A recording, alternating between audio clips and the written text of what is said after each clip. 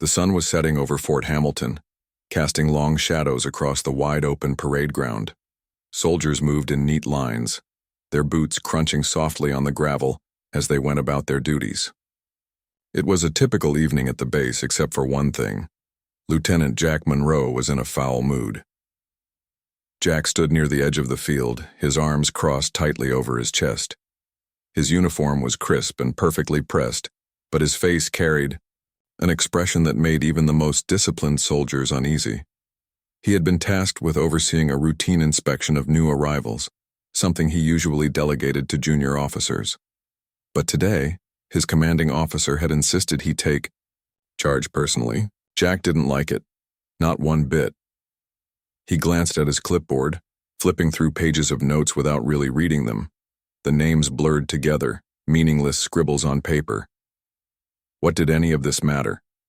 To him, these inspections were just another waste of time, a pointless exercise designed to keep people busy.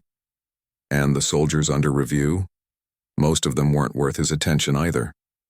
At least that's what he told himself. A few feet away, Major Marcus Johnson stood quietly, waiting for his turn to be inspected. Unlike Jack, Marcus exuded calmness. His posture was relaxed but professional, his hands clasped loosely behind his back. He wore a standard-issue uniform, nothing flashy or out of place. If anything, he looked like any other soldier reporting for duty, but appearances could be deceiving. Marcus had recently received some life-changing news that would elevate him far above most of the men and women stationed here, yet for now he kept it to himself. The official announcement would come later during a formal ceremony attended by top brass and government officials. Until then, he was content to blend in with the crowd. As the inspection progressed, Jack worked his way down the line of soldiers, barking questions and making snide remarks. Some responded quickly, eager to impress. Others stumbled over their answers, earning disapproving glares from Jack. When he finally reached Marcus, there was a brief pause, a moment where the two men locked eyes. Something unspoken passed between them, though neither could have said exactly what it was. "Name?" Jack asked gruffly, barely looking up from his clipboard. "Major Marcus Johnson," came the reply, steady and clear. Jack nodded curtly, jotting down the name. "Rank?" "Major," Marcus repeated, his tone remaining polite despite Jack's obvious impatience. For a few seconds, Jack seemed satisfied. He rattled off a series of questions about protocol, equipment maintenance, and readiness procedures. Marcus answered each one calmly, his knowledge evident. But instead of acknowledging Marcus's competence, Jack grew increasingly irritated. There was something about the way Marcus spoke, so measured, so confident, that rubbed him the wrong way. "You think you're pretty smart, don't you?" Jack snapped suddenly, his voice cutting through the quiet hum of activity around them. Several nearby soldiers turned their heads, startled by the sudden outburst.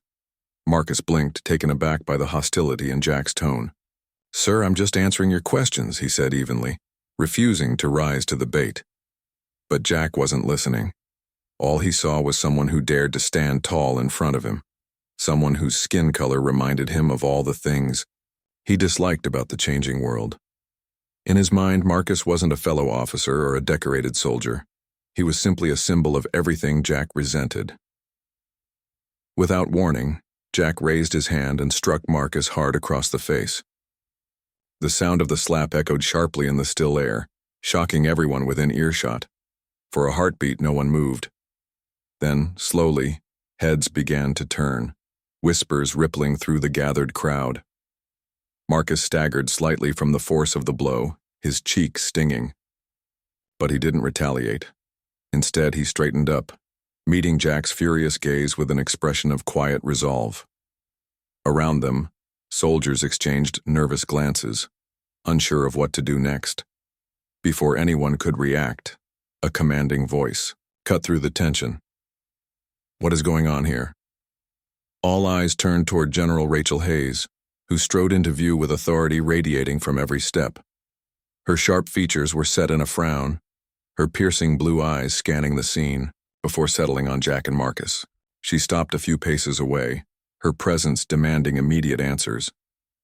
Jack froze, his bravado faltering under Rachel's steely glare. For once, he found himself at a loss for words. Marcus, however, remained composed. Taking a deep breath, he stepped forward and addressed the general directly. "Ma'am," he began, his voice calm but firm. "Lieutenant Monroe was conducting an inspection when he became upset with my responses. Before I could clarify, he reacted physically." Rachel's frown deepened as she processed this information. Turning to Jack, she demanded, "Is this true, Lieutenant?" Jack opened his mouth to respond, but no sound came out. His face flushed. Red, whether from anger or embarrassment, it was hard to tell. Finally, after what felt like an eternity, he managed to choke out a weak denial. I lost my temper, ma'am. It won't happen again." Rachel studied him for a moment longer, then shifted her focus back to Marcus. "And you, Major Johnson? Are you injured?" "No, ma'am," Marcus replied, shaking his head slightly. "Just surprised." Rachel nodded, her expression softening ever so slightly. Then, with a glance at the assembled soldiers, she raised her voice so everyone could hear.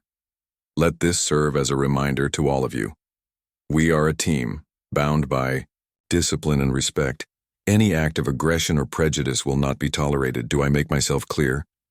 "Yes, ma'am," came the chorus of replies echoing across the field. With that, Rachel dismissed the group and motioned for Marcus to follow her.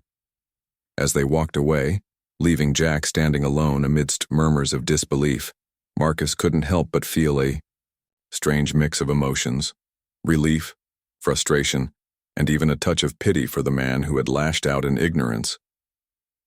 Little did anyone know, this incident was only the beginning of a much larger story, one that would test loyalties, challenge beliefs, and redefine what it meant to lead. The sun was setting over Fort Hamilton, casting long shadows across the wide-open parade ground. Soldiers moved in neat lines, their boots crunching softly on the gravel as they went about their duties. It was a typical evening at the base, except, for one thing, Lieutenant Jack Monroe was in a foul mood. Jack stood near the edge of the field, his arms crossed tightly over his chest. His uniform was crisp and perfectly pressed. General Rachel Hayes led Marcus to a small office near the edge of the base.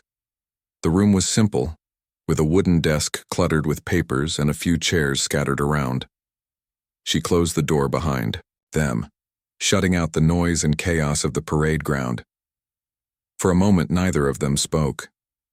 Rachel stood by the window, her arms crossed as she gazed outside, while Marcus waited patiently, unsure of what would come next. Finally, Rachel turned to face him. Her expression had softened slightly, but her eyes still held a sharp intensity. "Major Johnson," she began, her tone calm but firm, "I need to know exactly what happened back there."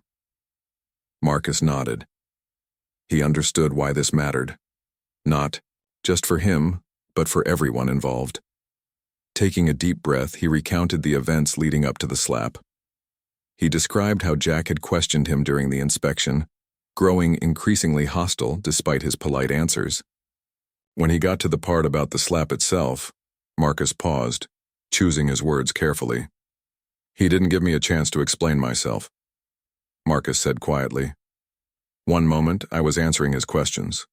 The next, well, you saw what happened." Rachel listened intently, her brow furrowing as she processed the story. When Marcus finished, she let out a slow sigh. "This isn't the first time Lieutenant Monroe has caused trouble," she admitted, shaking her head. "But this is by far the worst incident I've seen." Marcus frowned. "What do you mean?" Rachel hesitated before responding. "Jack has a reputation for being difficult, abrasive even. Some say he's quick to judge others based on things like rank or background. But until now, it's mostly been rumors and complaints from junior officers. Today, though," she trailed off, glancing toward the door as if expecting someone to walk in. "Today changes everything." There was a long silence between them. Marcus stared at the floor, his mind racing. He knew that Jack's actions weren't just about him. They were part of a bigger problem. Still, he couldn't help feeling frustrated. Why did people like Jack exist? people who judged others without taking the time to understand them. Rachel seemed to sense his thoughts. "Look," she said gently, "I know this must have been humiliating for you, and I want you to know that we take matters like this very seriously. But before we decide how to handle it, there's something else you should know." Marcus looked up, surprised. "Something else?" Rachel nodded. "You're aware that your promotion ceremony is scheduled for next week, correct?" "Yes, ma'am," Marcus replied. "But I wasn't planning to mention it yet, not until after the announcement." "I understand," Rachel said. "However, given what just happened, I think it might be necessary to address this sooner rather than later." She walked over to her desk and picked up a folder, flipping it open to reveal official documents bearing the insignia of the United States Armed Forces. "As of yesterday, you've officially been promoted to 4-star general, the youngest in decades. Your appointment comes with significant responsibilities, including leading a critical mission involving our allies, the Valence." Marcus felt his heart skip a beat. He'd known about the promotion, of course, but hearing it confirmed again made it feel real in a way it hadn't before. Leading a joint operation with the Valens was both an honor and a challenge, one he wasn't sure he was ready for. "But why does this affect what happened with Jack?" Marcus asked, confused. Rachel smiled faintly. "Because, excuse me, General Johnson, it's important, but his face carried an expression that made even the most disciplined soldiers uneasy. He had been tasked with overseeing a routine inspection of new arrivals, something he usually delegated to junior officers. But today, his commanding officer had insisted he take charge personally. Jack didn't like it, not one bit. He glanced at his clipboard, flipping through pages of notes without really reading them. The names blurred together, meaningless scribbles on paper. What did any of this matter? To him, these inspections were just another waste of time, a pointless exercise designed to keep people busy. And the soldiers under review? Most of them weren't worth his attention either. At least that's what he told himself. A few feet away, Major Marcus Johnson stood quietly, waiting for his turn to be inspected. Unlike Jack, Marcus exuded calmness. His posture was relaxed but professional, his hands clasped loosely behind his back. He wore a standard-issue uniform, nothing flashy or out of place. If anything, he looked like any other soldier reporting for duty. But appearances could be deceiving. Marcus had recently received some life-changing news that would elevate him far above most of the men and women stationed here. Yet for now, he kept it to himself. The official announcement would come later during a formal ceremony attended by top brass and government officials. Until then, he was content to blend in with the crowd. As the inspection progressed, Jack worked his way down the line of soldiers, barking questions and making snide remarks. Some responded quickly, eager to impress. Others stumbled over their answers, earning disapproving glares from Jack.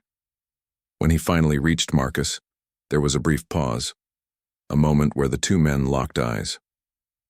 Something unspoken passed between them, though neither could have said exactly what it was. "Name?" Jack asked gruffly, barely looking up from his clipboard. "Major Marcus Johnson," came the reply, steady and clear. Jack nodded curtly, jotting down the name. "Rank?" "Major," Marcus repeated, his tone remaining polite despite Jack's obvious impatience.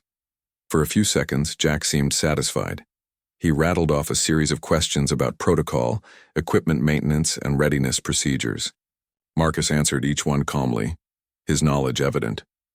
But instead of acknowledging Marcus's competence, Jack grew increasingly irritated. There was something about the way Marcus spoke, so measured, so confident, that rubbed him the wrong way. "You think you're pretty smart, don't you?" Jack snapped suddenly, his voice cutting through the quiet hum of activity around them. Several nearby soldiers turned their heads, startled by the sudden outburst. Marcus blinked, taken aback by the hostility in Jack's tone. "Sir, I'm just answering your questions," he said evenly, refusing to rise to the bait. But Jack wasn't listening. All he saw was someone who dared to stand tall in front of him, someone whose skin color reminded him of all the things he disliked about the changing world. In his mind, Marcus wasn't a fellow officer or a decorated soldier. He was simply a symbol of everything Jack resented. Without warning, Jack raised his hand and struck Marcus hard across the face. The sound of the slap echoed sharply in the still air, shocking everyone within earshot. For a heartbeat, no one moved. Then, slowly, heads began to turn, whispers rippling through the gathered crowd. Marcus staggered slightly from the force of the blow, his cheek stinging. But he didn't retaliate. Instead, he straightened up, meeting Jack's furious gaze with an expression of quiet resolve. Around them, soldiers exchanged nervous glances, unsure of what to do next. Before anyone could react, a commanding voice cut through the tension. "What is going on here?" All eyes turned toward General Rachel Hayes, who strode into view with authority radiating from every step. Her sharp features were set in a frown, her piercing blue eyes scanning the scene, before settling on Jack and Marcus. She stopped a few paces away, her presence demanding immediate answers. Jack froze, his bravado faltering under Rachel's steely glare. For once he found himself at a loss for words. Marcus, however, remained composed. Taking a deep breath, he stepped forward and addressed the general directly. "Ma'am," he began, his voice calm but firm. "Lieutenant Monroe was conducting an inspection when he became upset with my responses. Before I could clarify, he reacted physically." Rachel's frown deepened as she processed this information. Turning to Jack, she demanded, "Is this true, Lieutenant?" Jack opened his mouth to respond, but no sound came out. His face flushed. Red, whether from anger or embarrassment, it was hard to tell. Finally, after what felt like an eternity, he managed to choke out a weak denial. I lost my temper, ma'am. It won't happen again." Rachel studied him for a moment longer, then shifted her focus back to Marcus. "And you, Major Johnson? Are you injured?" "No, ma'am," Marcus replied, shaking his head slightly. "Just surprised." Rachel nodded, her expression softening ever so slightly. Then, with a glance at the assembled soldiers, she raised her voice so everyone could hear. "Let this serve as a reminder to all of you. We are a team, bound by discipline and respect. Any act of aggression or prejudice will not be tolerated. Do I make myself clear?" "Yes, ma'am," came the chorus of replies echoing across the field. With that, Rachel dismissed the group and motioned for Marcus to follow her. As they walked away, leaving Jack standing alone amidst murmurs of disbelief, Marcus couldn't help but feel a strange mix of emotions: relief, frustration, and even a touch of pity for the man who had lashed out in ignorance. Little did anyone know, this incident was only the beginning of a much larger story, one that would test loyalties, challenge beliefs, and redefine what it meant to lead. The days following the meeting in the main hall were tense but productive.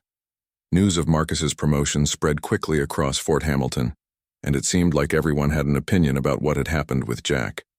Some soldiers admired Marcus for his restraint and leadership, while others whispered behind closed doors, questioning whether Jack's punishment would be fair. But one thing was certain: life on the base had changed. For Jack Monroe, the fallout was immediate and brutal. His fellow officers avoided him, their polite smiles replaced by cold stares. Junior soldiers, once eager to please him, now hesitated to meet his gaze. Even the cooks in the mess hall seemed to serve his meals slower than usual. It wasn't official yet, but Jack knew he was being ostracized, and worse, he deserved it. General Rachel Hayes wasted no time addressing the situation. She called Jack into her office early the next morning, her expression stern as she motioned for him to sit. The room felt suffocating, the air thick with tension. Jack shifted uncomfortably in his chair, avoiding her piercing eyes. "Lieutenant Monroe," Rachel began, her voice calm but firm. "What you did was unacceptable. Not only did you assault a superior officer, but you also violated the core principles of this institution. Do you understand that?" Jack nodded, his throat dry. "Yes, ma'am," he muttered, his voice barely audible. Rachel leaned forward, resting her elbows on the desk. "I'm not going to sugarcoat this. Your actions have consequences. If General Johnson wanted to press charges, you'd likely face a court-martial. Fortunately for you, he's chosen not to pursue that route. Jack exhaled sharply, relief washing over him. For a moment, he allowed himself to hope that maybe, just maybe, he could put this behind him. But Rachel wasn't finished. That doesn't mean you're off the hook, she continued. You'll be required to attend mandatory counseling sessions with Dr. Alan Peterson, our base psychologist. These sessions will focus on addressing your biases and helping you develop better coping mechanisms. Additionally, you'll be reassigned to administrative duties until further notice. Jack's relief evaporated instantly. Counseling, reassignment. To him, these sounded like punishments designed to humiliate him even more. He opened his mouth to protest, but Rachel cut him off before he could speak. This isn't up for debate, she said sharply. If you want to remain in the military, you'll comply. Otherwise, I'll have no choice but to recommend your discharge. Do I make myself clear? Yes, ma'am, Jack replied, his voice tight with frustration. He saluted stiffly and left the office, feeling more defeated than ever. Meanwhile, Marcus threw himself into preparing for his upcoming mission. The joint operation with the Valens was unlike anything Earth's military had attempted before. Known for their advanced technology and enigmatic culture, the Valens had agreed to collaborate on a project aimed at stabilizing a volatile region of space. Success would strengthen ties between their species, while failure could lead to catastrophic misunderstandings. Marcus spent hours poring over reports and schematics, studying everything he could about the Valens. Their language was complex, their customs intricate, and their motivations often baffling. But Marcus was determined to bridge the gap. He knew that diplomacy would require patience, empathy, and a willingness to adapt, qualities he intended to model for his team. One afternoon, as Marcus reviewed flight plans in the command center, Captain Emily Dawson approached him. Emily was a seasoned pilot with years of experience under her belt. Her fiery red hair and sharp green eyes made her stand out in any crowd, but it was her reputation for excellence that truly earned her respect. General Johnson, she greeted him, snapping a crisp salute.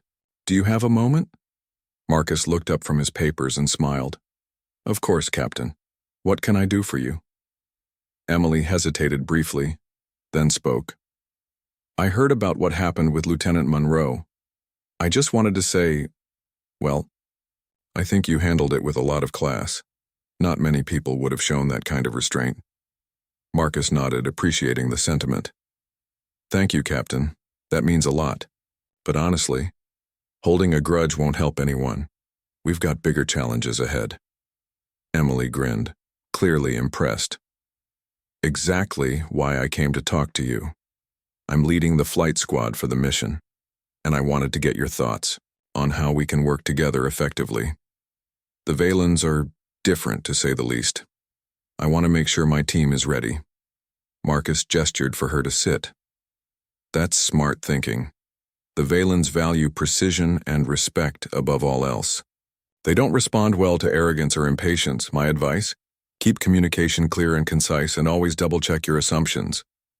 Oh, and don't be afraid to ask questions if something isn't clear. Emily nodded thoughtfully. Got it.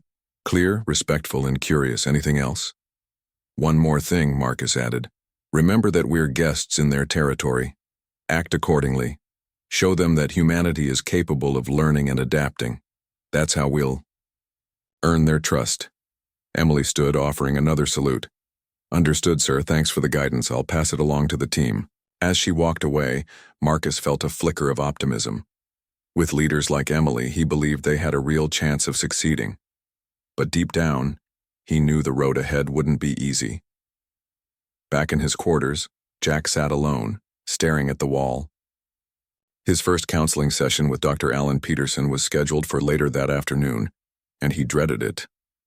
The thought of sitting in a room talking about his feelings made his skin crawl. He didn't need therapy. He needed a way to fix things, but no matter how hard he tried, he couldn't shake the image of Marcus standing tall, those 4 stars, gleaming on his uniform.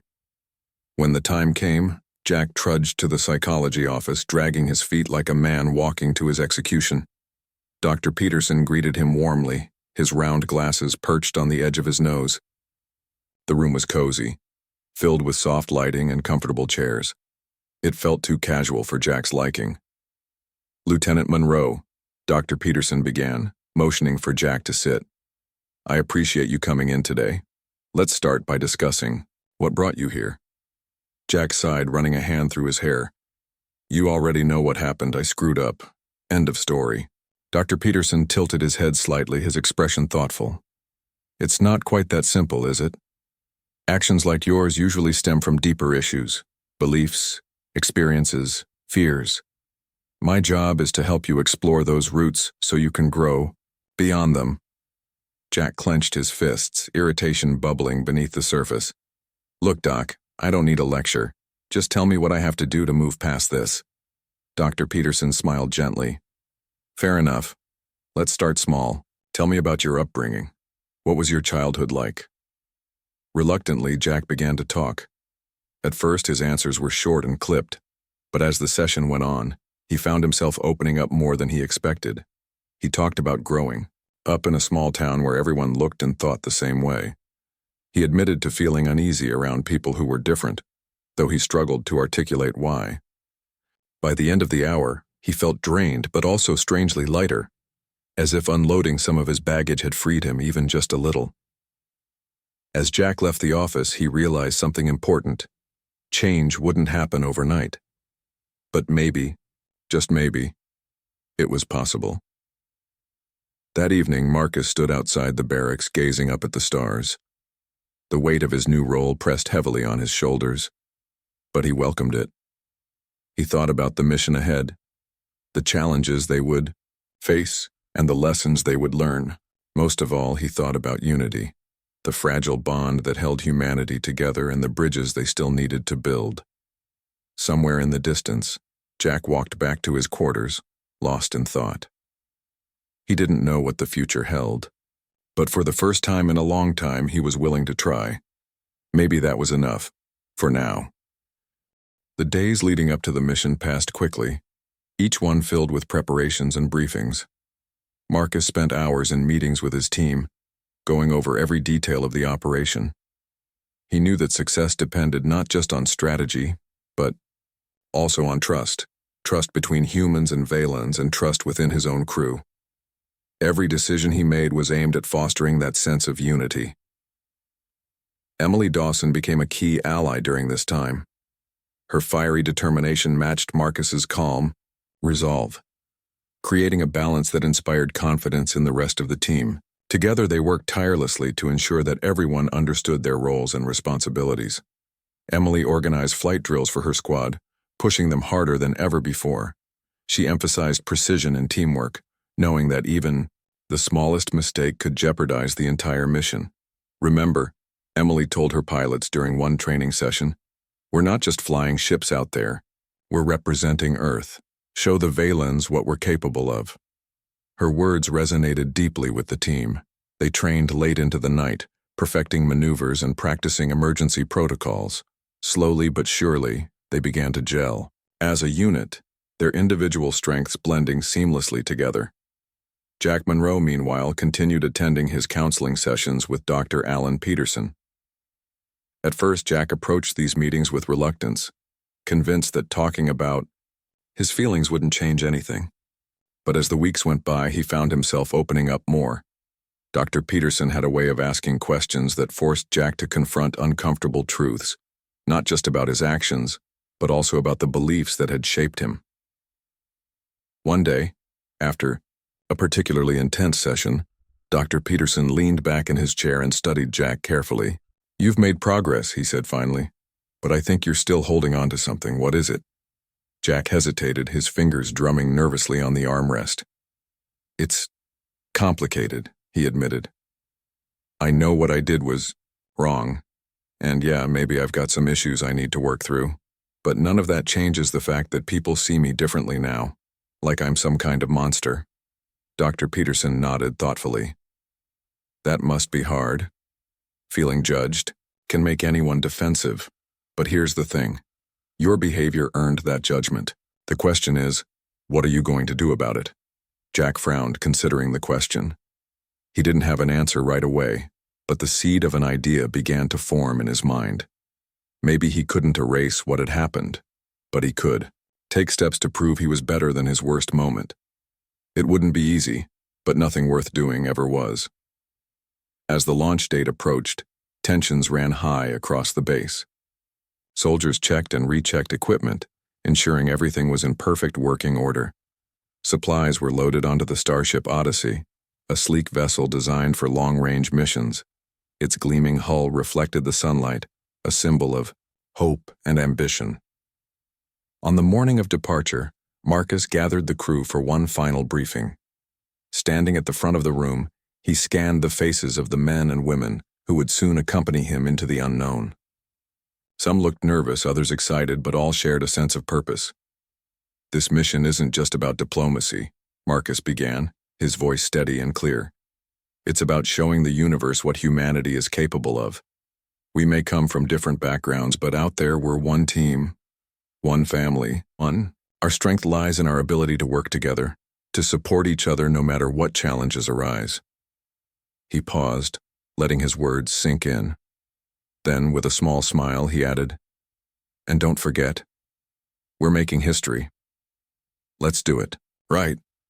The room erupted into applause, cheers echoing off the walls. Even Jack, who had been assigned to oversee logistics aboard the ship, clapped along quietly. For the first time in weeks, he felt a flicker of pride. Not for himself, but for the collective effort of everyone around him. The journey to Valon territory took several days, during which the crew settled into a routine. Pilots ran simulations, engineers inspected systems, and scientists reviewed data about their alien counterparts. Marcus spent much of his time meeting with department heads, addressing concerns and offering guidance.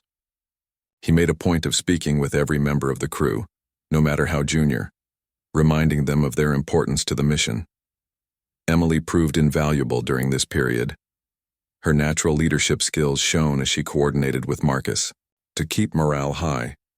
She organized recreational activities, encouraged open communication, and even led impromptu storytelling sessions in the mess hall. These moments of levity helped ease the stress of the voyage, bringing the crew closer together. Jack, too, found ways to contribute. Though his role was limited to administrative tasks, he threw himself into his work with newfound dedication. He double-checked inventory lists, ensured supplies were distributed efficiently, and volunteered for extra shifts when needed. His efforts didn't go unnoticed. Slowly, his colleagues began to soften toward him, though forgiveness remained a distant goal. When the Odyssey finally reached its destination, the sight of the Valon homeworld left everyone awestruck. The planet glowed with vibrant hues of blue and green, its atmosphere shimmering like a jewel against the blackness of space. Massive structures floated above its surface, their designs intricate and otherworldly. As the ship docked at a designated station, Marcus prepared to meet the Valon delegation. Dressed in full uniform, he stepped onto the platform alongside Emily and a small group of representatives. Waiting for them were 3 Valons, their tall, slender forms draped in flowing robes that shifted colors with every movement. Their eyes, large and luminous, seemed to pierce straight through to the soul. "Welcome," one of the Valons said, its voice melodic yet commanding. "We are honored to collaborate with you." Marcus bowed slightly, following the protocol he'd studied extensively. "Thank you for hosting us. We look forward to working together." The initial exchange went smoothly, with both sides expressing mutual respect and enthusiasm for the project. However, beneath the surface, subtle tensions lingered. The Valons communicated in riddles and metaphors, their language rich with nuance. Misunderstandings arose frequently, requiring patience and careful interpretation. During one particularly challenging negotiation, Marcus turned to Emily for assistance. "Captain Dawson," he said, keeping his tone neutral, "perhaps you can clarify our position regarding resource allocation." Emily stepped forward, her confidence unwavering. "Our priority is sustainability," she explained, using simple terms to convey complex ideas. "We believe collaboration will yield greater benefits than competition. Does that align with your vision?" The Valons exchanged glances, their expressions unreadable. After a moment, one of them nodded. Your perspective is intriguing. We shall consider it. Though progress was slow, Marcus remained optimistic. He knew that building trust required time and effort. With Emily's help, he navigated each obstacle, learning to adapt to the Vaylans' unique way of thinking. Back on the ship, Jack observed these interactions from afar, feeling both admiration and regret.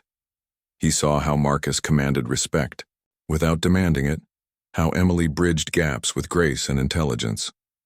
He realized, perhaps for the first time, that leadership wasn't about power, it was about service.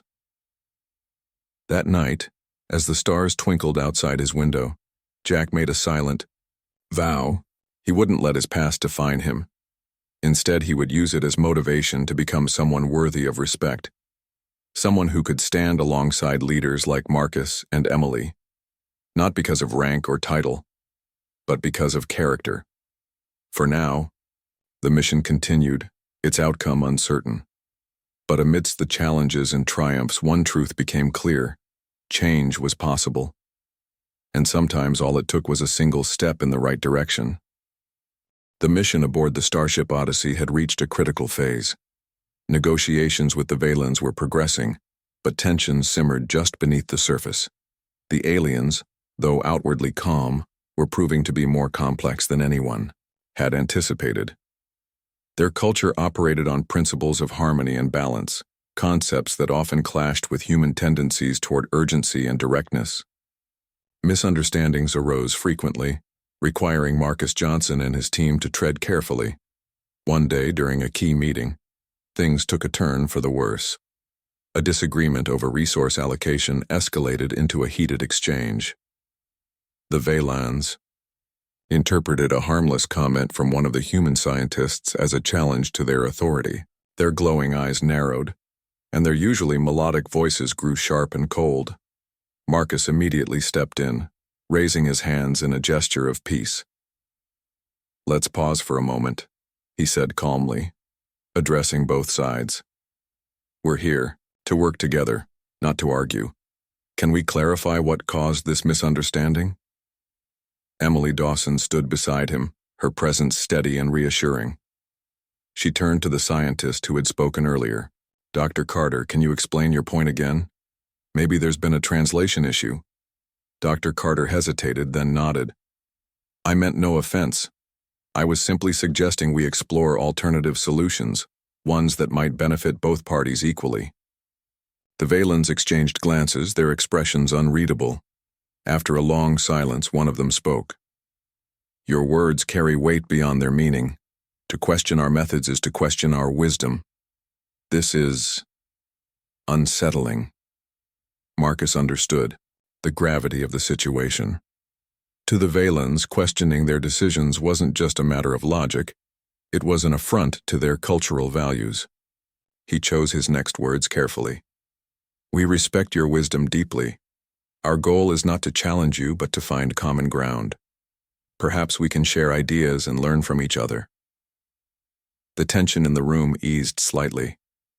The Vaylans seemed to consider his words, their flowing robes shimmering softly as they moved. Finally, one of them inclined its head. "We are willing to listen, but know this: trust must be earned." Later that evening, Marcus met with Emily in the ship's command center. They reviewed the events of the day, discussing ways to prevent similar misunderstandings in the future. Emily leaned against the console, her arms crossed as she spoke. "They're testing us," she said bluntly. "Every move we make, every word we say, it's all being weighed. If we slip up even once, it could ruin everything." Marcus nodded, his expression thoughtful. "I agree. But we can't let fear hold us back. We have to show them that we're capable of adapting, of respecting their way of life while staying true to ours." Emily smiled faintly. "You're good at that, finding the middle ground. I think they see it too. That's why they're still talking to us." Marcus chuckled softly. "Let's hope so. Because if this mission fails, it won't just affect us. It'll set back relations with the Vaylans for years." Their conversation was interrupted by a sudden alert. Red lights flashed across the command center, accompanied by a loud klaxon. Both Marcus and Emily sprang into action, rushing to the main screen to assess the situation. "What's happening?" Marcus asked sharply. A technician hurried over, his face pale. "Sir, we've lost contact with the Valen station. Their systems appear to be offline." Marcus's heart sank. This was the last thing they needed. Without the Valen's advanced technology, the mission would grind to a halt. Worse, the sudden loss of communication could be seen as hostile, an act of sabotage. "Send a message to their leaders," Marcus ordered. "Explain that we're investigating the issue and assure them we had nothing to do with it," Emily added. "And get engineering on this immediately. We need to figure out what caused the failure." As the crew scrambled to address the problem, Jack Monroe found himself unexpectedly thrust into the spotlight. His role overseeing logistics placed him in charge of coordinating supplies between the ship and the station. When reports came in, the critical components might have malfunctioned. Jack volunteered to lead a repair team. "I know my way around equipment," he told the senior officer in charge. "If something went wrong, I can fix it." The officer hesitated, unsure whether to trust Jack given his recent history, but time was running out, and they needed all hands on deck. Reluctantly, he agreed, assigning Jack to lead a small group of engineers to the station. Inside the Valen facility, Jack and his team worked quickly to diagnose the issue. The environment was eerie, lit only by dim emergency lights that cast strange shadows on the walls. Alien machinery hummed faintly, its mechanisms unfamiliar yet oddly mesmerizing. "This isn't like anything I've ever seen," one of the engineers muttered, examining a panel filled with glowing symbols. Jack ignored the comment, focusing instead on the task at hand. He may not have been an expert, but he knew enough about troubleshooting to identify patterns. As he traced wires and checked connections, he discovered something alarming: evidence of tampering. "Someone messed with this system," he announced, holding up a damaged circuit board. It wasn't a random failure. This was deliberate. The revelation sent shockwaves through the team. Who would sabotage the station? And why? Jack's mind raced as he considered the implications. If the Valens believed humans were responsible, it could destroy any chance of reconciliation. "We need to report this," Jack said firmly. "Now." Back on the Odyssey, Marcus listened intently as Jack relayed the findings. For a moment, suspicion flickered in his eyes, but then he saw the sincerity in Jack's expression. Whatever else Jack might be, he wasn't lying now. "This changes everything," Marcus said gravely. "If the Valens discover this, they'll assume we're behind it. We have to prove otherwise, and fast." Emily stepped forward, her voice determined. "Then let's give them proof. Jack's team can document the damage and present it as evidence. Meanwhile, we'll launch an internal investigation to find out who did this." Marcus nodded. "Agreed, and we'll involve the Valens directly. Transparency is our best weapon right now." The following morning, Marcus requested an emergency meeting with the Valen delegation. Accompanied by Emily and Jack, he presented the evidence of sabotage. The Valens studied the data silently, their luminous eyes scanning the information with intense focus. "This is troubling," one of them said finally. "Such actions violate the principles of cooperation we agreed upon." "We understand your concern," Marcus replied earnestly. "But I assure you this was not done by my people. We're committed to uncovering the truth and holding those responsible accountable." The Valens exchanged glances, their expressions unreadable. Then, after what felt like an eternity, one of them spoke. "Very well. We will assist in your investigation. But know this: should further incidents occur, our patience will reach its limit." With that, the meeting concluded. Though the Valens hadn't fully trusted them yet, they had agreed to cooperate. A small victory in the grand scheme of things, over. The next few days, the crew worked tirelessly to restore the station's systems. Jack proved instrumental in the effort, earning grudging respect from his colleagues. Even Emily acknowledged his contributions, albeit reluctantly. "You've come a long way," she told him one evening as they reviewed progress reports. "Don't screw it up." Jack managed a weak smile. "I don't plan to." Meanwhile, Marcus continued to lead with quiet determination. He knew the mission was far from over, but he also saw signs of hope. The Valens were watching closely, judging humanity not just by its mistakes but by how it responded to them.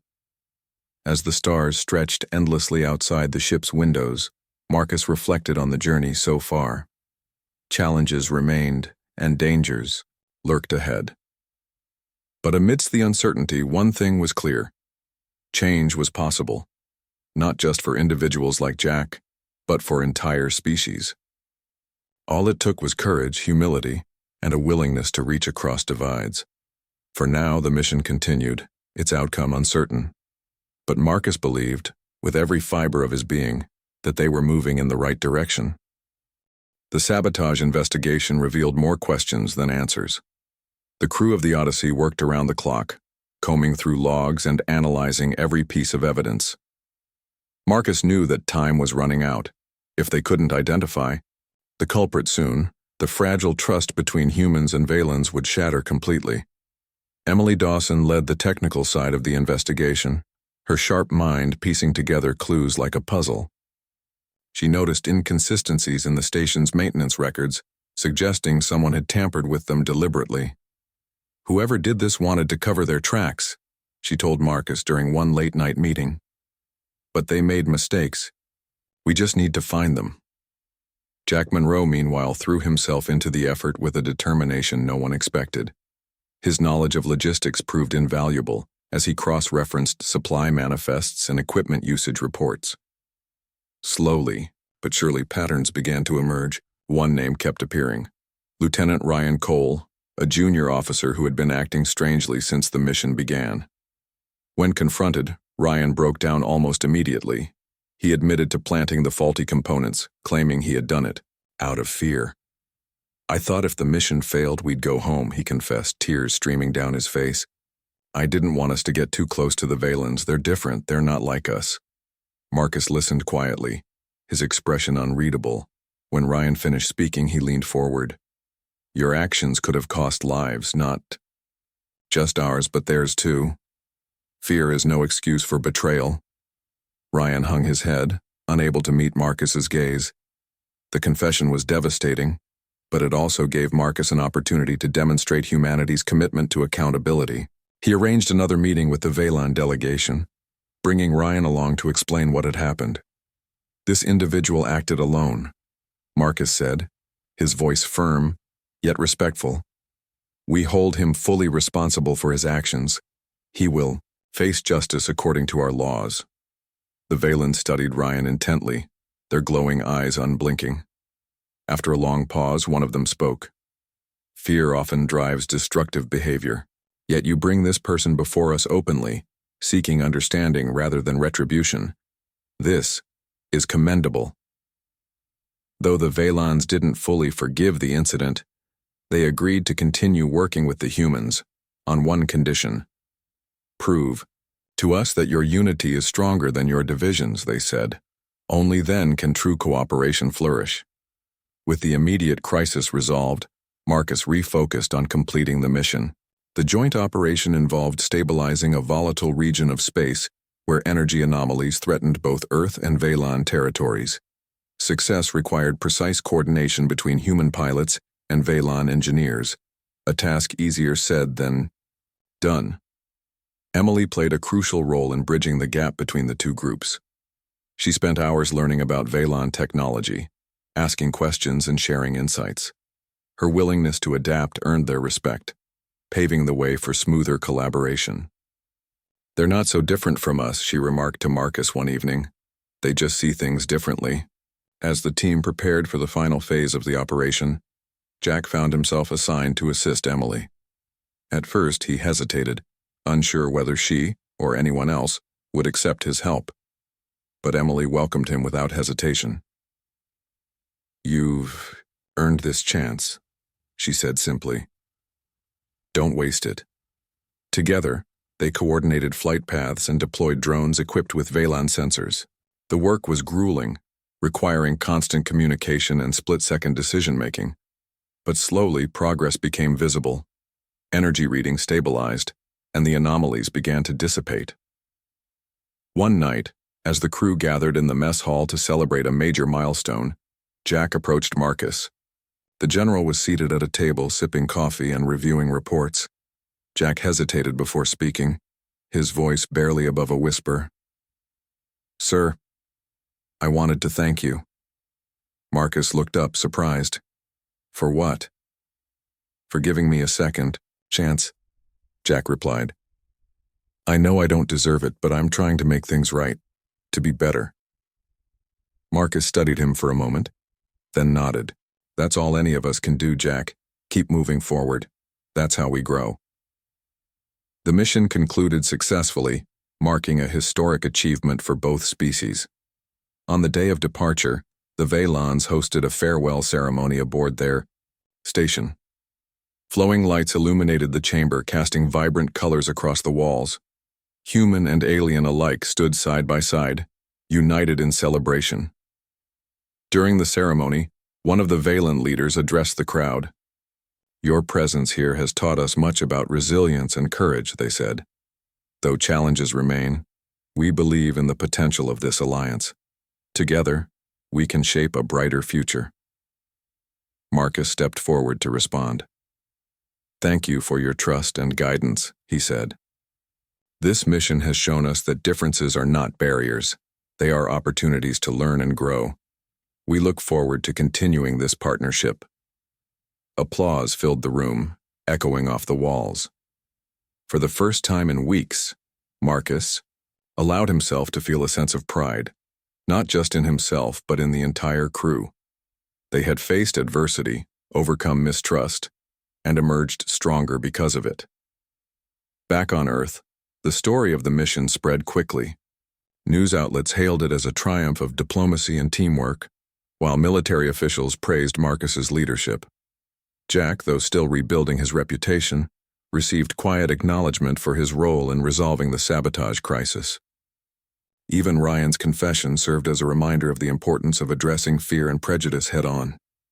In the days following their return, Marcus addressed the assembled soldiers at Fort Hamilton. Standing on the same stage where he had revealed his promotion, he reflected on the journey they had undertaken. "This mission wasn't just about stabilizing space," he said. "It was about proving that humanity is capable of greatness, not despite our flaws but because of them. Every challenge we face is an opportunity to become better." His words resonated deeply with those who heard them. Emily nodded approvingly from the front row, her green eyes shining with pride. Even Jack, standing near the back of the crowd, felt a flicker of hope. Change was possible. Not overnight, but step by step. As Marcus stepped away from the podium, he paused to glance at the stars visible through the windows. Somewhere out there, the Veilons were watching, waiting to see what humanity would do next. Whatever lay ahead, Marcus knew one thing for certain. They were ready, and perhaps, just perhaps, so was he.